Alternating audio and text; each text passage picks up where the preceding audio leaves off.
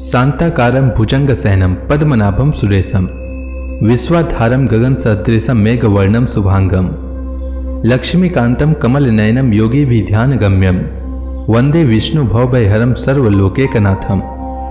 मंगलम भगवान विष्णु मंगलम गरुड़ध्वज मंगलम पुंडरीकाक्ष मंगलाय तनोहरि। ओम नमो भगवते वासुदेवाय। आज का दिन आप सभी के लिए मंगलमय हो। आज मैं अगन मास कथा का 7वां अध्याय सुनाने वाला हूँ।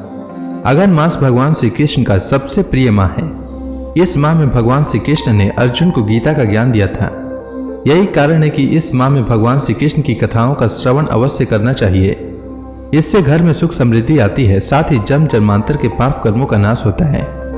तो आइए श्रवण करते हैं मार्गशीर्ष मास की कथा का 7वां अध्याय।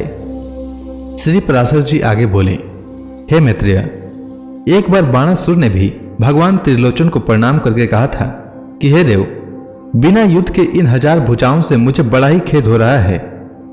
क्या कभी मेरी इन भुजाओं को सफल करने वाला युद्ध होगा? भला बिना युद्ध के इन भार रूप भुजाओं से मुझे लाभ ही क्या है? श्री शंकर जी बोले, हे बाणासुर, जिस समय तेरी मयूर चिन्ह वाली ध्वजा टूट जाएगी, उसी समय तेरे सामने मांस भोजी यक्ष पिशाच आदि को आनंद देने वाला युद्ध उपस्थित होगा। श्री पराशर जी आगे बोले, तदंतर वरदायक श्री शंकर जी को प्रणाम करके बाणासुर अपने घर आया और फिर कालांतर में उस ध्वजा को टूटी देखकर अति आनंदित हुआ। इसी समय अप्सरा श्रेष्ठ चित्रलेखा अपने योग बल से अनिरुद्ध को वहां ले आई।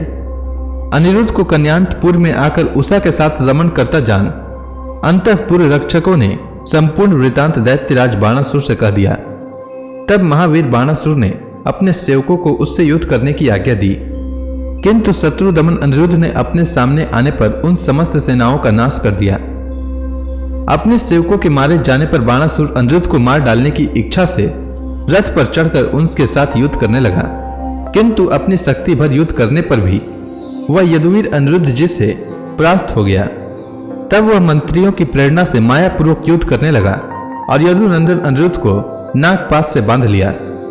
इधर द्वारकापुरी में जिस समय समस्त यादवों में यह चर्चा हो रही थी कि अनिरुद्ध कहाँ है, उसी समय देवर्षि नारद ने उनके बाणासुर द्वारा बांधे जाने की सूचना दी।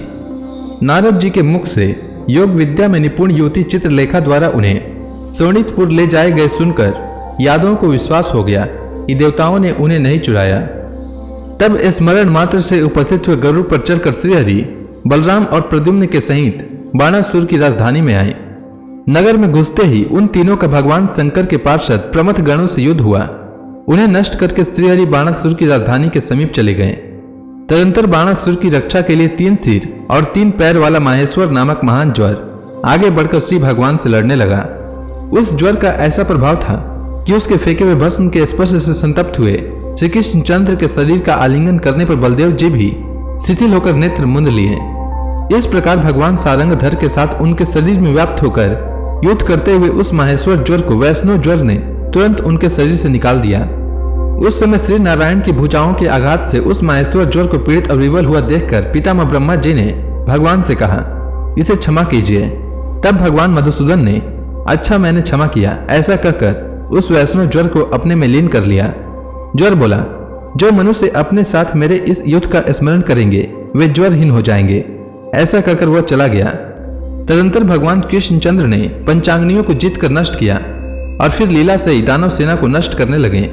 तब संपूर्ण दैत्य सेना के सहित बलिपुत्र बाणासुर भगवान शंकर और स्वामी कार्तिकेय जी भगवान कृष्ण के साथ युद्ध करने लगे। श्रीहरि और श्री महादेव जी का परस्पर बड़ा घोर युद्ध हुआ। इस युद्ध में प्रयुक्त शस्त्रास्त्रों के किरण जाल से संतप्त होकर संपूर्ण लोक शुद्ध हो गए।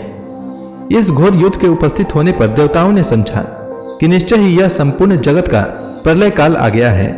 श्री गोविंद ने जृंभकास्त्र छोड़ा, जिससे महादेव जी निद्रित से होकर जमुआई लेने लगे। उनकी ऐसी दशा देखकर दैत्य और प्रमथगण चारों ओर भागने लगे। भगवान शंकर निद्राभिभूत होकर रथ के पिछले भाग में बैठ गए और फिर अनायास ही अद्भुत कर्म करने वाले श्री कृष्णचंद्र से युद्ध न कर सके। तदंतर गरुड़ द्वारा वाहन के नष्ट हो जाने से, प्रद्युम्न जी के शस्त्रों से पीड़ित होने से तथा कृष्णचंद्र के हुक्कार से शक्तिहीन हो जाने से स्वामी कार्तिकेय जी भागने लगे। इस प्रकार श्री कृष्णचंद्र द्वारा महादेव जी के निद्राभिभूत, दैत्य सेना के नष्ट, स्वामी कार्तिकेय के पराजित और शिव गणों के क्षीण हो जाने पर कृष्ण, प्रद्युम्न और बलभद्र जी के साथ युद्ध करने के लिए वहां बाणासुर साक्षात नंदीश्वर द्वारा हाके जाते हुए महान रथ पर चढ़कर आया। उसके आते ही महावीरशाली बलभद्र जी ने अनेकों बाण बरसाकर बाणासुर की सेना को छिन्न भिन्न कर डाला। बाणासुर ने देखा कि उसकी सेना को बलभद्र जी बड़ी फुर्ती से हल से खींच खींच कर मुसल से मार रहे हैं और श्री कृष्ण चंद्र उसे बाणों से बिंधे डालते हैं। तब बाणासुर का श्री कृष्ण चंद्र के साथ घोर युद्ध छिड़ गया।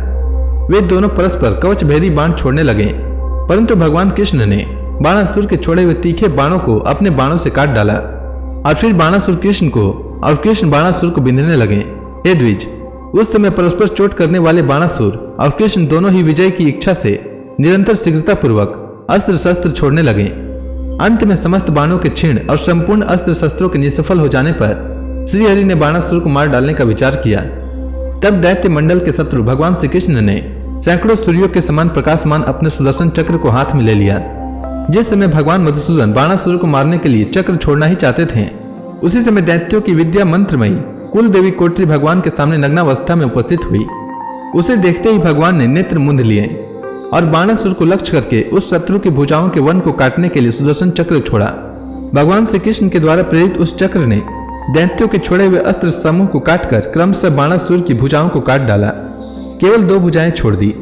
तब त्रिपुर शत्रु भगवान शंकर जान गए कि श्री मधुसूदन बाणासुर के बाहु वन को काटकर अपने हाथ में आए हुए चक्र को उसका वध करने के लिए फिर छोड़ना चाहते हैं। अतः बाणासुर को अपने खंडित भुजदंडों से लोहू की धारा बहाते देख श्री उमापति ने गोविंद के पास आकर कहा। श्री शंकर जी बोले, हे कृष्ण, हे जगन्नाथ, मैं यह जानता हूं कि आप पुरुषोत्तम परमेश्वर परमात्मा और आदि अंत से रहित श्री हरि हैं। आप सर्वभूतमय हैं। आप जो देव और मनुष्य आदि योनियों में शरीर धारण करते हैं, यह आपकी लीला ही है। हे प्रभु, आप प्रसन्न होइए। मैंने इस बाणासुर को अभय दान दिया है। हे नाथ, मैंने जो वचन दिया है उसे आप मिथ्या न करें। हे अव्यय, यह आपका अपराधी नहीं है। यह तो मेरा आश्रय पाने से ही इतना गर्वीला हो गया है।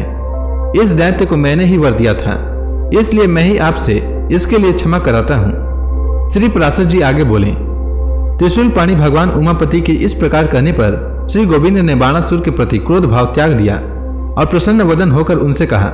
श्री भगवान बोले, हे शंकर, यदि आपने इसे वर दिया है तो यह बाणासुर जीवित रहे। आपके वचन का मान रखने के लिए मैं इस चक्र को रोक लेता हूँ। आपने जो अभय दिया है वह सब मैंने भी दे दिया। हे शंकर, आप अपने को मुझसे सर्वदा अभिन्न न देखें। आप यह भली प्रकार समझ लें कि जो मैं हूँ सो आप हैं, तथा यह संपूर्ण जगत देव, असुर और मनुष्य आदि कोई भी मुझसे भिन्न नहीं है। हे हर, जिन लोगों का चित्त अविद्या से मोहित है, वे भिन्न दर्शी पुरुष ही हम दोनों में भेद देखते और बतलाते हैं। हे वृषभ ध्वज, मैं प्रसन्न हूँ, आप पधारिए, मैं भी अब जाऊंगा। श्री पराशर जी आगे बोले, इस प्रकार कहकर भगवान कृष्ण जहाँ प्रद्युम्न कुमार अनिरुद्ध थे वहां गए। उनके पहुंचते ही अनिरुद्ध के बंधन रूप समस्त नागगण गरुड़ के वेग से उत्पन्न हुए वायु के प्रहार से नष्ट हो गए। तदंतर सपत्नीक अनिरुद्ध को गरुड़ पर चढ़ाकर बलराम, प्रद्युम्न और कृष्णचंद्र द्वारकापुरी में लौट आए। तो इसी के साथ यह अध्याय समाप्त हुआ। अब आगे की कथा मैं कल के अध्याय में सुनाऊंगा। तब तक के लिए भगवान हरि का नाम लेते रहें।